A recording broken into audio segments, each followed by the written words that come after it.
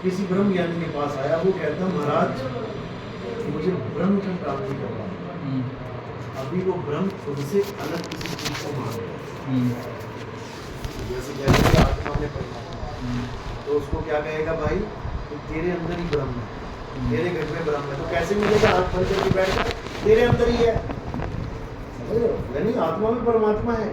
लेकिन जब उसे प्राप्ति होगी तो वो क्या कहेगा? अरे भैया मेरे अंदर नहीं है, मैं ही ब्रह्म हूँ, अहम ब्रह्मस्मि, मैं ही ब्रह्म हूँ। कहाँ मिला? तेरे ही अंदर मिल गया मुझे, यानी मेरे ही अंदर ब्रह्म है। लेकिन तब तक जब तक मैं उसको ढूंढ रहा हूँ, और जब मैंने उसको पा लिया तो अहम ब्रह्मस्मि, शिवोहम। शिवोहम क्या मतलब है? मैं ही शिव हूँ। लेकिन पहले तो शिव को ढूंढने के लिए बैठा है ना वो।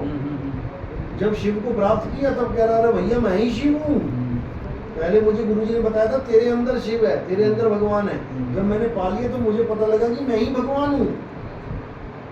समझ रहे हो? आत्मा सो परमात्मा, ये प्राप्ति का निशानी है। आत्मा में परमात्मा, आत्म चीने परमात्म चीने संत कहावे सोई, ये खोज की निशानी है, ये खोजने की निशानी है। परमात्मा को कहाँ खोजना है? आत्मा में खोजना है। जो तुम्हें आत्मा में खुजवा रहा है, जो आत्मा में खोजने की बात कर रहा है, वही तुम्हें परमात्मा तक पहुंचा सकता है। उसको गाय संत कहा बराबर होना। हाँ, उसको गाय संत कहावे सो, जो आत्मा में परमात्मा को खोजेगा। आत्म में राम, राम में आत्म, ये अवस्था का नाम है। फिर वो अलग नहीं रह गए। जो तू सो हम, जो हम सो तू, आत्म में राम, राम में आत्म, यानी अब कुछ भेद रहा ही नहीं। राम कबीरा एक भये हैं, कोई न सके पहचानी। अब कौन ढूंढे आत्मा, कौन ढूंढे परमात्मा? अब अपने गीता में कृष्ण ने दो प्रकार से ज्ञान को समझने का वो बताया दृष्टांत। एक तो अनुभव करके, अपने अनुभव करके, और एक सब चीज़ों को छोड़ के, अपने आप छोड़ के, बताने से नहीं। अनुभव का विषय नहीं, अनुभव का विषय नहीं है, ज्ञान वैराग बताया। हाँ, एक तो है कि तुम आत्म तत्व को जान लो, तुम्हें हाँ, खुद ही पता लग जाएगा कि मेरे अलावा जो कुछ है वो सब झूठ है। बिल्कुल। एक है तुम पहले उसको छोड़ ही दो, हाँ, वैराग नहीं आ जाओ तो। हाँ, उसके बाद अभ्यास करो।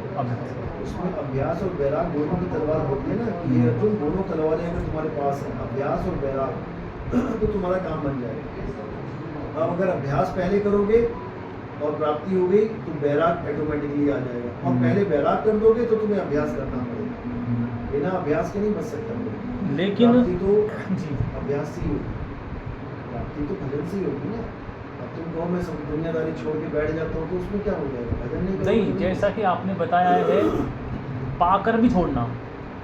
पाकर भी छोड़ देना। हाँ, आपने बताया है पानी पिया, प्यास बुझ गई, पता नहीं पिया नहीं पिया। क्यों नहीं पिया? प्यास मुझे तो पिया है, तभी अरे पिया। समझे नहीं ना, भूल गया ना उस चीज़ को। उसके बाद भूल गया कि हाँ, पीऊँ कि ना पीऊँ, हाँ, क्योंकि ये गला गीला हो गया। हाँ, बस। अब जैसे ही गला सूखेगा फिर दौड़ेगा पानी कहाँ है। हाँ। ये तो है दुनियावी एक उदाहरण। लेकिन जो असली उदाहरण होता है, परमात्मा वाला उदाहरण होता है, उसमें उसके बाद कुछ पाना शेष नहीं रहता। नहीं रहता है। गीता में भी और कई ग्रंथों में भी बार बार ये बोला गया है कि हे अर्जुन, ये ज्ञान प्राप्त करने के बाद कुछ प्राप्त करना शेष नहीं रह जाता। बिल्कुल सही है। लेकिन ऐसा कोई ज्ञान है ही नहीं गीता में जिसके बाद शेष ना रह जाए। 7वें अध्याय में बोला गया ये, उसके बाद 8वां अध्याय क्यों आ गया? फिर 7वें के बाद ही शेष नहीं रह जाता तो 8वां क्यों बोल दिया तुमने? यदि शेष रहता है तो वो जो कह रहे हैं वो अलग चीज़ है, और जो कबीर साहब कह रहे हैं वो अलग चीज़ है। कबीर साहब का ये कहना कि शेष नहीं रह जाएगा, वो तुमको तुम्हारा स्वरूप प्राप्त करने के बाद और कुछ शेष नहीं होगा, क्योंकि जो तू